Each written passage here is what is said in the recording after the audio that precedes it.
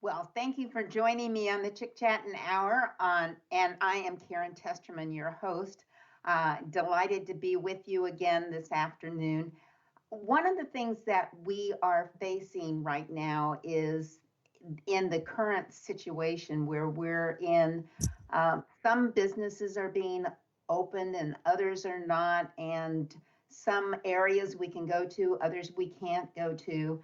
It seems a little bit odd, to say the least.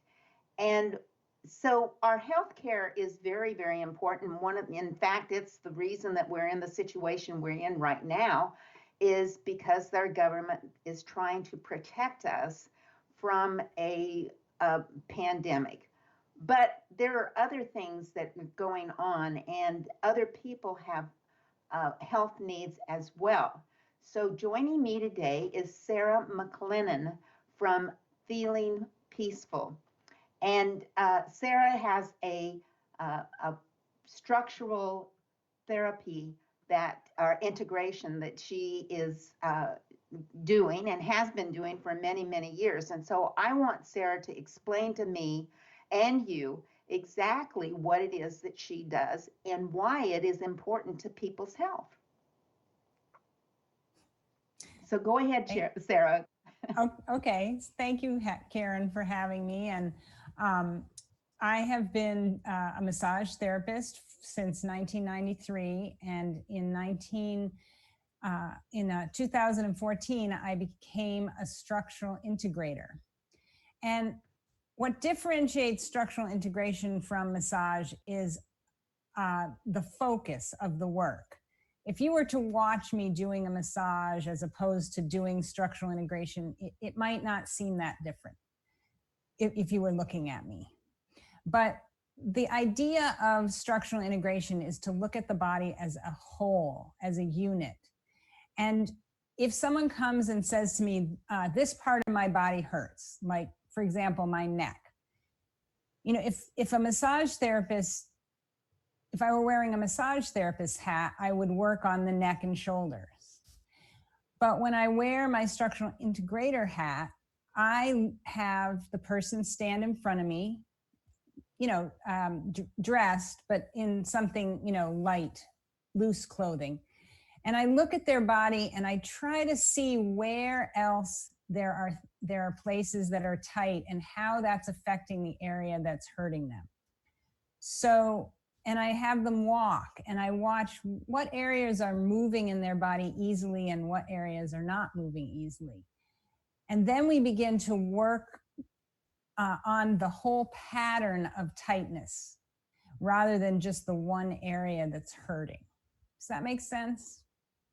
Absolutely, it does. It reminds me of when you go to an acupuncturist, if any of our listeners or our viewers have ever been there.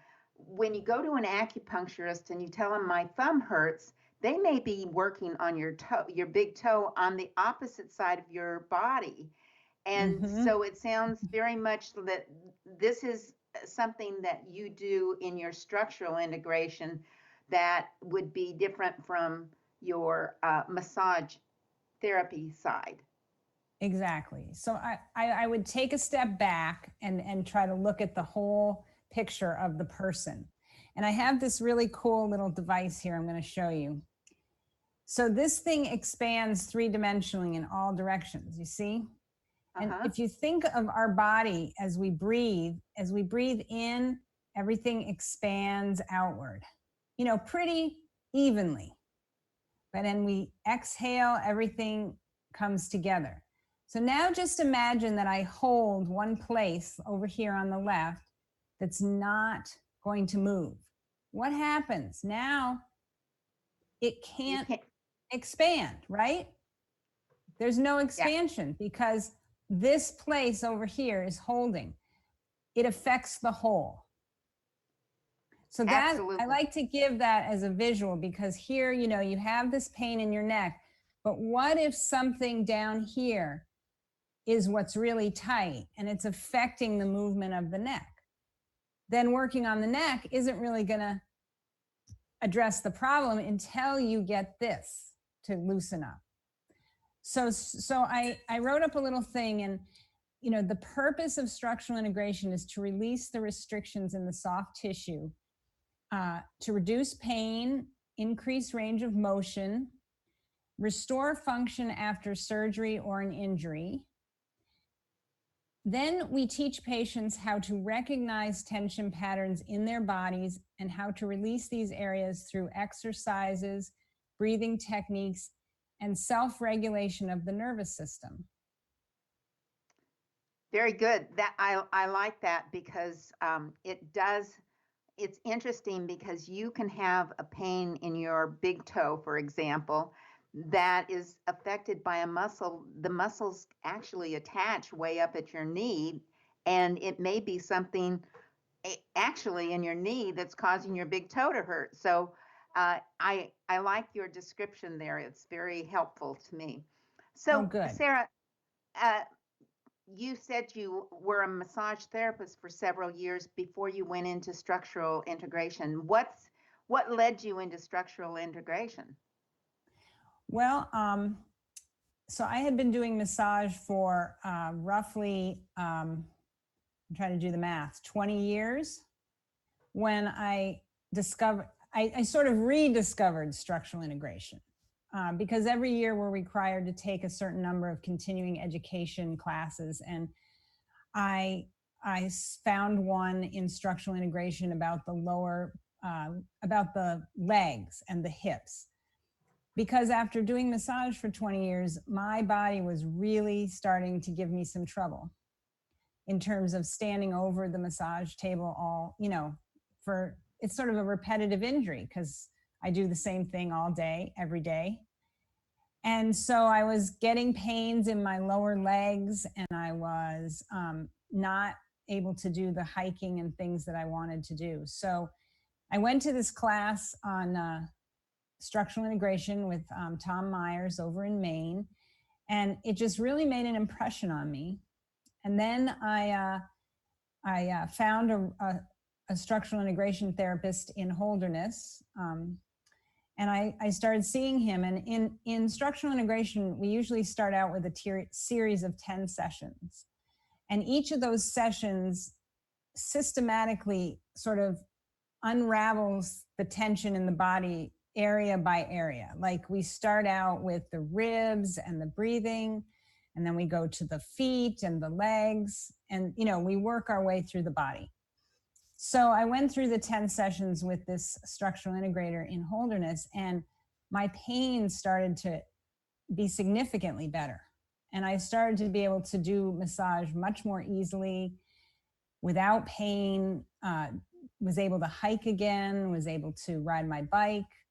So I decided that I would go and get trained. And it just so happens that the person I went to see was going to start what they call a regional training, and it was going to be part of the time in Vermont and part of the time in Holderness. So I was really lucky, and it was 1 4-day weekend a month for 2 years. Wow. So that's a lot of training.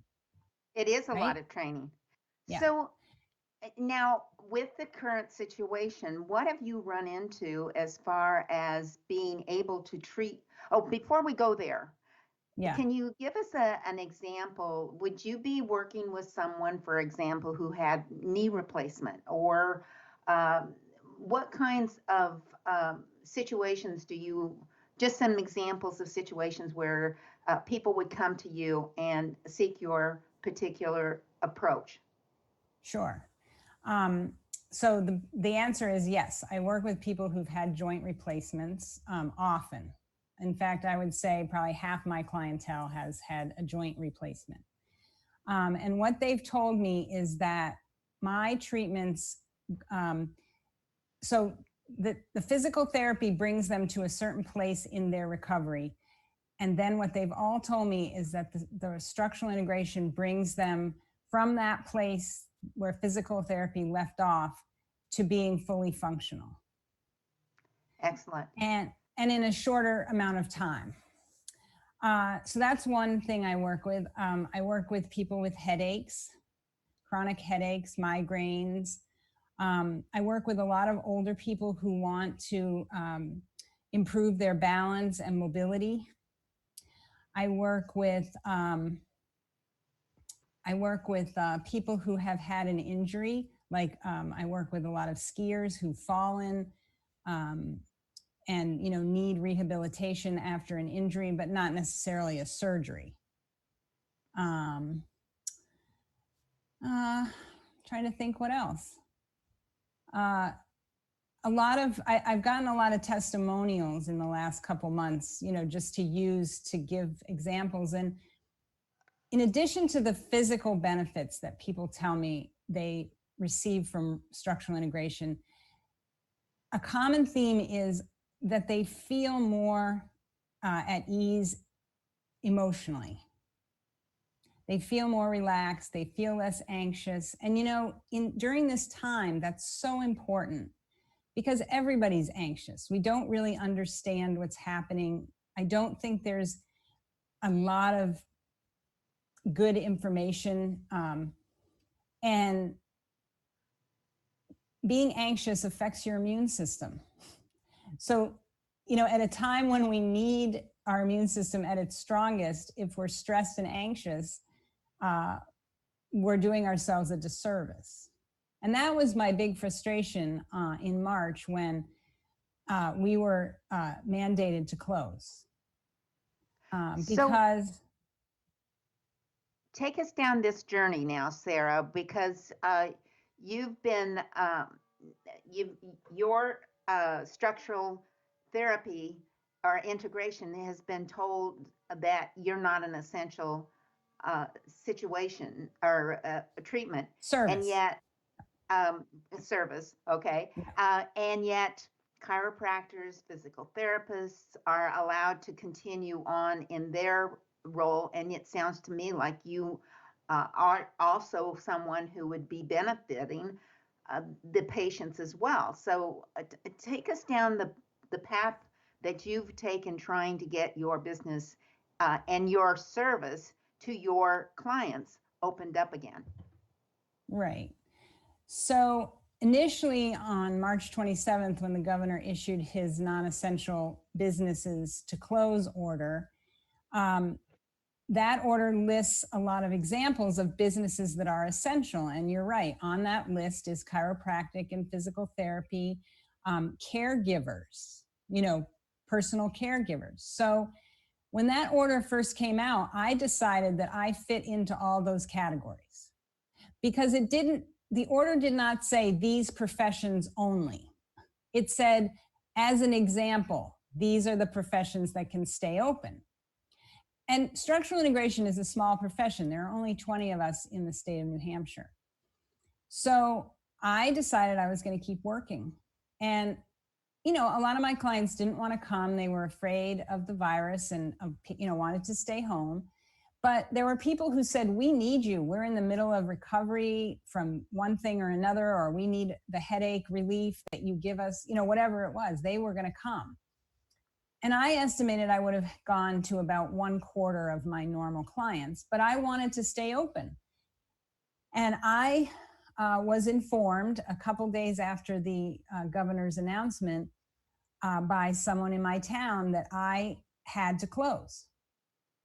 And very shortly after that, on the licensing website, it came out that, yes, indeed, massage and structural integration were closed. They were not to work. And this did not make me happy. It did not make my clients happy. But I figured there are two things that I do not want to have happen. I do not want to lose my license, and I do not want to go to jail. So I decided that I better close for a while. And I fully expected to be back up and running by the end of April. Because the stay-at-home orders went through May 4th. And I just assumed that the governor was going to announce, yes, maybe a tiered opening, but I sort of expected healthcare to be at the top of the list. And I feel that my profession and massage is a healthcare profession, not a, not the movies, not the restaurants, not, I mean, these are fun things, but, healthcare helps people. It helps Right. them stay healthy. So anyway, starting on March 27th, I started writing letters to the governor, asking why we were not considered an essential service. And of course, I never got any replies. And then on April 21st, the task force was created for reopening to review each sector of business. So I immediately drafted a proposal for reopening, which, involves a cleaning protocol, wearing masks, washing hands, hand sanitizer, having only one client at a time in the office so that there's not a lot of opportunity for transmission of the disease. So we worked really hard on this protocol to make it safe. Nothing's 100%, but we really worked to make it as, good as we could get it. And the task force did indeed approve that on Tuesday, the 5th of May. And the week before, the way it had gone was when certain business sectors were approved by the task force during the week, that Friday, the governor announced that these businesses can open on whatever date he picked, a week or so later. And his rationale is that you got to give people time to get the cleaning supplies and set up the new office and, get the changes in place. Well, the Friday came of that week and he did not announce about us. That was last Friday. And as a matter of fact, he said in his meeting that he wasn't going to announce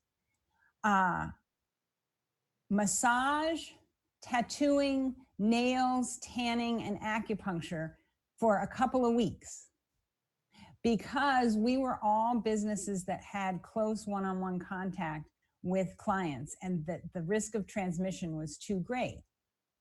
Well, this really upset me. Well, there's so much ambiguity. I mean, contradiction in that, because what does he think of a chiropractor or a, a physical therapist has? They have, Yeah. and what about the dentist? He's got your mouth wide open. He can't even put a mask on you. So there's so much that appears to be picking and choosing winners and losers in this, that it is maddening, and I would be just as upset as you are. Yeah, I was especially being referred to in the same sentence as tattooing and nails was Right. really difficult because, the bodywork profession, there's a lot of different types of bodywork. And the bodywork profession has worked for the last 30 years or more to try to lift ourselves into the category of healthcare professionals and out of, the stigma of a massage parlor, Right. And this seemed to just put us right back into the into the 1970s. It was just like, wait a minute. It's like getting halfway up the mountain and then tripping and falling down a quarter of the way, so that you now have to pick yourself up and climb back out again. And that doesn't seem exactly kosher. And in the meantime, you've expressed to me that your clients are suffering because they cannot get to you to get the health care that you were providing to them. Right. I mean, I can just give you a couple of examples. I have one woman that I work with, and I see her for these very short visits because her body is so sensitive. But my visits keep her going, and she actually lost her job in the last month because her pain level could not be controlled. That's one example. I have another guy who wrote to me and said, when you work on my knees and my wrists, the pain goes away and I'm able to function. And these are people who come to see me. I mean, the woman who lost her job, she comes to see me maybe every 2 to 3 weeks, and this other gentleman, he used to come and see me, as often as he could, maybe once a week or every other week. But that's just the beginning. I mean, I have a stack of papers like this of people who have written and said, this is what you've done for me, and I'm suffering. Last week, when the governor finally announced, didn't make an announcement, I had one client write to me and she said, I don't know if I can make it till you're officially open. She said, I'm afraid I'm going to have to go to the doctor, and I really don't want to go to the doctor because I know you can fix me. Yeah. And, so here's the problem for me. For me, my business, yes, I make, I'm in business, but my business is a service to people, and I love what I do. And I miss it for so many reasons. And I was doing a lot of reading today about, the importance of connecting with touch. If it's holding someone's hand or touching their shoulder. And this, a lot of my clients are in that over 60 category, the more at risk. Not one of these people has told me that they will not come in when I reopen. Because I did a little survey and I said, how many of you will come in, as soon as I'm open? And I had an immediate 50 replies, as soon as possible. Excellent. That says a lot. It does say a lot. And you brought up a point to me that I've been asking people all along is, where is the value? I mean, we know that touch is very, very healing to the body, that you have the babies, for example, who didn't get held and so forth in the first few months of their lives, and they're scarred for life. When even giving somebody just a pat on the back can be extremely healing to them in that relational type thing. So I've asked that very specific question: what about the touch that we need to have if we can't do that 6 feet apart? So thank you for bringing that up. So now, Sarah, what are you doing in addition? You've written an op-ed piece, you've written to the governor, you've made your phone calls, you contacted the task force. Are you doing anything else to try and get a movement of this process and allowing you to reopen? I think at this point, I spoke with a woman who's a lobbyist in Concord, and she reviewed everything that I've done. And she said, if you write the op-ed, you've done everything you can. And what I've discovered through some research with other structural integrators who are trying to get their state to deem structural integration as an essential service is that the only person who can make that decision is the governor. He has the power to give that designation to different businesses. So there's a woman in Nevada who is working on this exact project, and this is going to be my project. I mean, I'm hoping the governor has said he will say something about our reopening tomorrow. So I'm hopeful for positive news. And after that, I intend to take up a project of getting us recognized as an essential service. And the lobbyist that I have contacted in Concord has agreed to help me with that. So it will be a little bit of a bigger project. There's the reopening, which is really important. And then there's this other project, which is really important because we don't, what if we have another situation? We want to be in a different category. And what really bothered me is that nobody could give me an answer as to why we were put in the non-essential category when our services are so similar to chiropractic and physical therapy. And we are referred to by physicians. We see the people for whom physical therapy isn't working anymore. We're referred to, chiropractors refer patients to us. We work together. And you've taken us out of the equation. And it's been 8 weeks, and people just, people are frustrated. I mean, I'm frustrated, but my clients are frustrated. So they can go to are you starting a petition drive? Oh, yeah. So I started a petition drive for structural integration and to be considered an essential service. And I think that the link is on, the screen. And Yeah. I have 200 signatures so far, and I would really love to get to like 2,500. Do you That's have to be my goal. Right. And do you have to be from New Hampshire to sign that? That is unclear to me. I've had a few people from out of state sign it, and I know that you do not have to be a practitioner or a patient. You can sign it if you believe that this is a worthwhile cause. Excellent. So, Sarah, we've got a minute and a half. If you wanted to say something to our viewing audience that you want them to take home with them and just to contemplate and possibly walk away with the advantage of knowing, what would that be? I